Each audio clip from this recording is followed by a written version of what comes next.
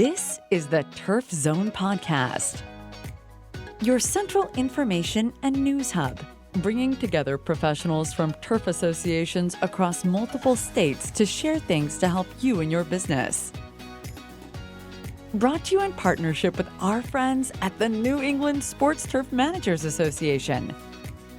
Now, let's get in the zone.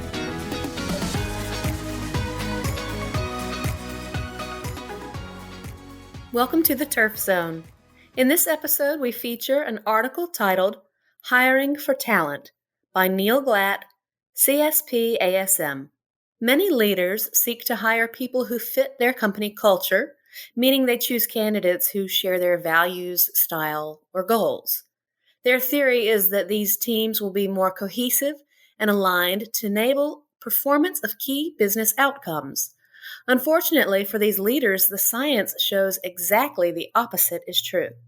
According to a 2015 McKinsey report, diverse management teams are 35% more likely to outperform non-diverse teams in terms of financial performance.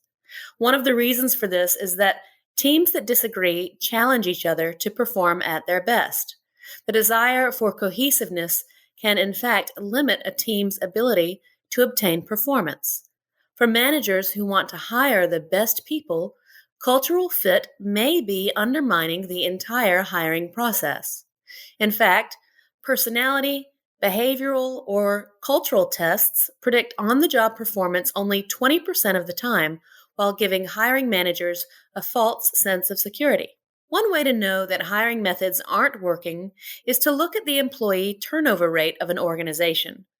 What percentage of employees departed your organization for any reason in the past 12 months?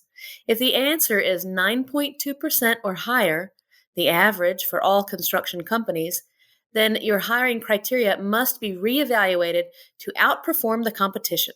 The best leaders don't look for a cultural fit. They target candidates who contribute cultural adds. These people have an identity, viewpoint, or experience that is unique to a team and brings a new perspective to an organization. Striving for diversity, as opposed to fit, is the best way to build a high-performing team with lower turnover. A good talent assessment won't reveal work styles because the best in each role achieve their results in very different ways. Save the personality and behavioral assessments for building self and others' awareness of new hires and development.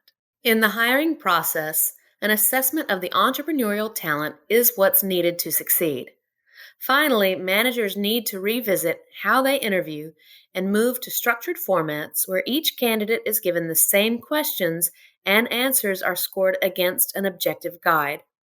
These questions should also only be around exhibited behavior in previous experiences or hypothetical situations to determine how someone would perform in a given role. When combined, these strategies dramatically reduce hiring bias and increase team talent and diversity.